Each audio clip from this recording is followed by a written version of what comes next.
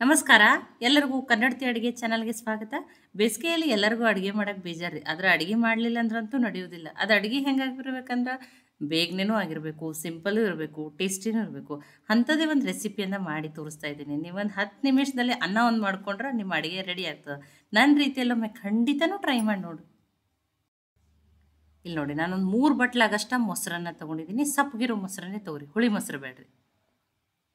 ಈಗ ನೋಡಿ, ಇದನ್ನು ಕಡ್ಗೊಲೆ ಕಡ್ದು ಬಿಟ್ಟಾದ್ರೆ ತೊಗೊರಿ. ಈ ರೀತಿ ಬಿಟ್ಟಲ್ಲೇ ನೀಟಾಗಿ ಕಣಿ ಥರ ಇರಬಾರ್ದು, ಗಟ್ಟಿ ಮಜ್ಜಿಗೆ ಥರ ಆಗಬೇಕು. ಆ ರೀತಿ ಬೀಟ್ ಮಾಡಿ ತೊಗೋತೀನಿ ರೀ ಇದನ್ನು.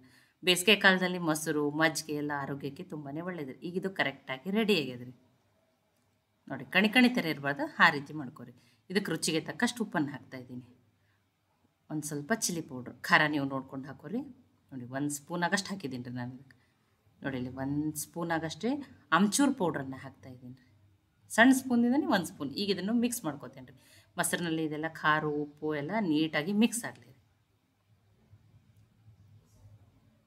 ನೋಡಿ, ಈಗ ಇದನ್ನು ನೀಟಾಗಿ ಮಿಕ್ಸ್ ಆಗ್ಯದ ರೀ. ಇದಕ್ಕೆ ನೋಡಿ, 1 ಮೀಡಿಯಮ್ ಸೈಜದ ಆಲೂಗಡ್ಡೆಯನ್ನು ಕುದಿಸ್ಬಿಟ್ಟು ಸಣ್ಣ ಸಣ್ಣ ಪೀಸ್ಗಳನ್ನಾಗಿ ಕಟ್ ಮಾಡಿ ಹಾಕ್ತಾಯಿದ್ದೀನಿ ರೀ. 1 ಈರುಳ್ಳಿಯನ್ನು ಉದ್ದುದಾಗಿ, ಮೀಡಿಯಮ್ ಸೈಜ್ ಈರುಳ್ಳಿಯನ್ನು ಉದ್ದುದಾಗಿ ತೆಳುವಾಗಿ ಕಟ್ ಮಾಡಿ ಹಾಕಿದ್ದೀನಿ. ನೀವು ಸಣ್ಣದಾಗಿನೂ ಕಟ್ ಮಾಡಿ ಹಾಕ್ಬೋದು ರೀ. ನೋಡಿ, ಈಗ ಇದನ್ನು ಮಿಕ್ಸ್ ಮಾಡ್ಕೊಂಡ್ರಿ. ತುಂಬಾ ಸಿಂಪಲ್ ಅದ, ಕಡಿಮೆ ಸಮಯದಲ್ಲೇ ಮಾಡ್ಕೋಬೋದು ರೀ ಇದನ್ನು.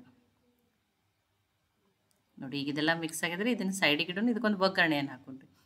ಒಗ್ಗರಣೆಗೆ ನಾನು 1 ಸ್ಪೂನ್ ಆಗಷ್ಟೇ ಎಣ್ಣೆಯನ್ನು ಹಾಕ್ತಾಯಿದ್ದೀನಿ ರೀ. ಎಣ್ಣೆ ಕಾಯಿಲಿ ರೀ.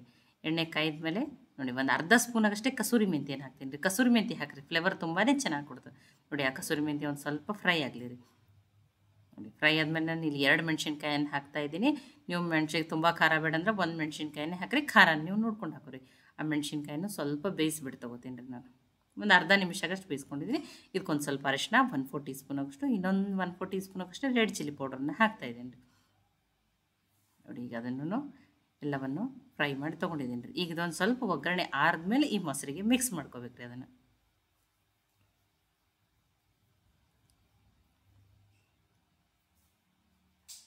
ನೋಡಿರಿ, ತುಂಬ ಬಿಸಿ ಇರುವಾಗ ಮಿಕ್ಸ್ ಮಾಡಬೇಡ್ರಿ, ಸ್ವಲ್ಪ ಆರಲಿ ರೀ. ನೋಡಿ, ಅದೇ ಪ್ಯಾನಲ್ಲೇ ಒಂದು 2 ಸ್ಪೂನ್ ಆಗಷ್ಟೇ ನೀರನ್ನು ಹಾಕ್ತಾಯಿದ್ದೀನಿ ರೀ. ಸ್ವಲ್ಪ ತೊಳೆದು ಕಟ್ ಮಾಡಿ ಇಟ್ಕೊಂಡಿರುವಂಥ ಕೊತ್ತಂಬರಿ ಸೊಪ್ಪು. ಈಗ ಇದನ್ನು ಮಿಕ್ಸ್ ಮಾಡೋಣ ರೀ.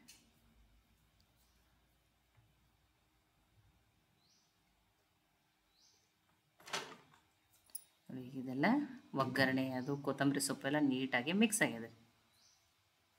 ನೋಡಿ, ಟೇಸ್ಟಿಯಾಗಿರುವಂಥ ಮೊಸರು ಒಗ್ಗರಣೆ ರೆಡಿ ಆಗಿದೆ. ನೋಡಿ, ಇದನ್ನೀಗ ಅನ್ನದ ಜೊತೆ ಸರ್ವ್ ಮಾಡಿನೇ ತೋರಿಸ್ತೀನಿ. ನೋಡಿರಿ, ನೀವು ಅನ್ನ ಒಂದು ರೆಡಿ ಮಾಡಿ ಇಟ್ಕೊಂಡ್ರೆ ಆಯ್ತು ರೀ. ಇದನ್ನೊಂದು 5 ನಿಮಿಷದಲ್ಲೇ ಮಾಡ್ಕೋಬೋದು ನೀವು ಇದನ್ನು. ನೋಡಿ, ಎಷ್ಟೋ ಸಲ ರೊಟ್ಟಿ ಚಪಾತಿ ಮಾಡೋಕ್ಕೆ ಬೇಜಾರಾಗಿರ್ತದೆ. ಈ ಬೇಸಿಗೆಯಲ್ಲಂತೂ ಮಧ್ಯಾಹ್ನ ಅಡುಗೆ ಮಾಡೋದೇ ಒಲ್ಲಾಗಿರ್ತದೆ. ಈ ರೀತಿ ಬೇಗನೆ ಕಡಿಮೆ ಸಮಯದಲ್ಲಿ ಟೇಸ್ಟಿಯಾಗಿನೂ ಮಾಡ್ಕೋಬೋದು. ನೋಡಿ, ಈರುಳ್ಳಿ ಮೊಸರು ಎಲ್ಲ ಬೇಸಿಗೆ ಕಾಲದಲ್ಲಿ ಅದು ದೇಹಕ್ಕೆ ತಂಪ್ರಿ ಅದು. ನೋಡಿರಿ, ಈ ರೀತಿ ಇದನ್ನು ಮಿಕ್ಸ್ ಮಾಡ್ಕೊಂಡು ತಿಂದ್ರೆ ತುಂಬಾ ಟೇಸ್ಟಿಯಾಗಿರ್ತದೆ ರೀ. 1 ಬೌಲ್ ರೈಸ್ ತಿನ್ನೋರು 2 ಬೌಲ್ ರೈಸನ್ನು ತಿಂತಾರೆ. ನೋಡಿ, ಟೇಸ್ಟಿಯಾಗಿರೋಂಥ ಮೊಸರು ಒಗ್ಗರಣೆ ರೆಡಿ ಆಗಿದೆ ರೀ.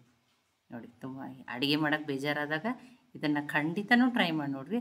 ಅಥವಾ ನಿಮಗೆ ಅಡುಗೆ ಮಾಡೋಕ್ಕೆ ಬೇಜಾರಾದಾಗ ನೀವು ಯಾವ ರೀತಿ ರೆಸಿಪಿಗಳನ್ನ ಮಾಡ್ತೀರ ಹೇಳಿ ನನಗೂ ಕಮೆಂಟ್ ಮಾಡಿ ತಿಳಿಸ್ರಿ. ಈ ಮೊಸರು ಒಗ್ಗರಣೆ ರೆಸಿಪಿ ನಿಮಗೆ ಇಷ್ಟ ಆಗಿದ್ರೆ ಲೈಕ್ ಮಾಡಿ, ಶೇರ್ ಮಾಡಿ, ಕಮೆಂಟ್ ಮಾಡಿರಿ. ಖಂಡಿತನೂ ಟ್ರೈ ಮಾಡಿ ನನಗೆ ಹೆಂಗೆ ಬಂದಿತ್ತ ತಿಳಿಸ್ರಿ. ಮತ್ತೆ ಒಳ್ಳೆ ರೆಸಿಪಿ ಜೊತೆ ಸಿಗೋಣ. ಎಲ್ಲರಿಗೂ ಧನ್ಯವಾದಗಳು. ಇನ್ನೂ ನೀವು ಕನ್ನಡತಿ ಅಡುಗೆ ಚಾನಲನ್ನು ಸಬ್ಸ್ಕ್ರೈಬ್ ಮಾಡಿದ್ದಿಲ್ಲ ಅಂದ್ರೆ ಸಬ್ಸ್ಕ್ರೈಬ್ ಮಾಡಿ, ಬೆಲ್ ಐಕಾನ್ ಪ್ರೆಸ್ ಮಾಡೋದನ್ನು ಮರಿಬೇಡ್ರಿ.